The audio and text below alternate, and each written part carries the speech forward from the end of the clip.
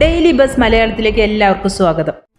നമ്മളെല്ലാവരും ഒരേപോലെ ചിന്തിക്കുന്ന ഒരു കഥ കേട്ടാലോ?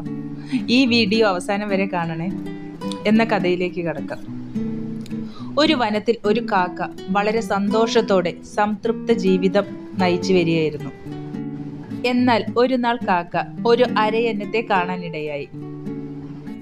ഈ അരയന്നം തൂവെള്ളയും ഞാൻ കരിക്കട്ട പോലെ കറുത്തതുമാണല്ലോ.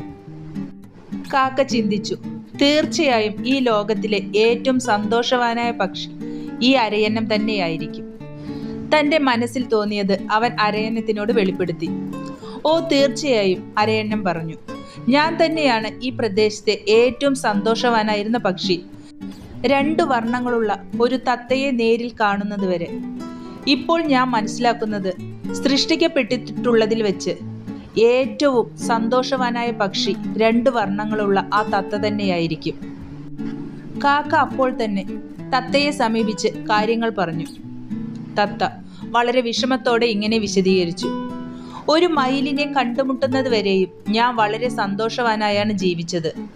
എനിക്ക് 2 നിറങ്ങളേ ഉള്ളൂ, പക്ഷേ മയിലിന് ധാരാളം വർണ്ണങ്ങളുണ്ട്. പിന്നീട് കാക്ക മയിലിനെ കാണുന്നതിനായി ഒരു മൃഗശാലയിലെത്തി. അപ്പോൾ അവിടെ മയിലിനെ കാണാനായി 100 കണക്കിന് ആൾക്കാർ സന്തോഷത്തോടെ കൂടി നിൽക്കുന്നത് കണ്ടു. ആൾക്കാരെല്ലാം പോയി കഴിഞ്ഞ് കാക്ക മയിലിനെ സമീപിച്ചു. പ്രിയ സുഹൃത്തെ, താങ്കൾ വളരെ സുന്ദരനാണ്. ദിവസവും താങ്കളെ കാണാനായി ആയിരക്കണക്കിന് ജനങ്ങൾ വരുന്നു. ഈ ആൾക്കാർ തന്നെ എന്നെ കണ്ടാൽ ആട്ടിപ്പായിക്കും.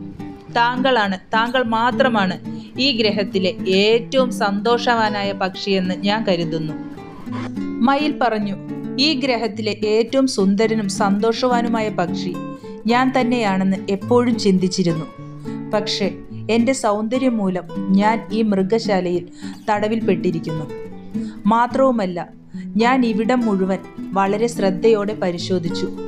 അതിൽ നിന്ന് ഒരു യാഥാർത്ഥ്യം എനിക്ക് മനസ്സിലായി. അതെന്തെന്നാൽ, ഇവിടെ ഒരു കൂട്ടിലും അടച്ചിടാത്ത പക്ഷി കാക്ക മാത്രമാണ്. കഴിഞ്ഞ കുറച്ച് ദിവസങ്ങളായി ഞാൻ ചിന്തിക്കുകയായിരുന്നു, കാക്കയായി ജനിച്ചിരുന്നെങ്കിൽ എന്തൊരു സന്തോഷത്തോടെ എല്ലായിടത്തും എനിക്ക് പറന്നു രസിച്ച് നടക്കാമായിരുന്നല്ലോ. ഇതാണ് നമ്മുടെയും യഥാർത്ഥ പ്രശ്നം. നാം തന്നെ നമ്മളെ മറ്റുള്ളവരുമായി അനാവശ്യമായി താരതമ്യം ചെയ്യും, എന്നിട്ട് ദുഃഖിക്കും. സ്രഷ്ടാവ് നമുക്ക് ഓരോരുത്തർക്കും തന്നിരിക്കുന്നത് എന്താണെന്നും അതിൻ്റെ മൂല്യം എത്രത്തോളമാണെന്നും നാം തിരിച്ചറിയുന്നില്ല. ഈ അറിവില്ലായ്മ നമ്മെ ദുഃഖത്തിൻ്റെ പടുകുഴിയിൽ കൊണ്ടെത്തിക്കും. ദൈവം തന്ന അനുഗ്രഹങ്ങളും അവയുടെ മൂല്യവും തിരിച്ചറിയുക.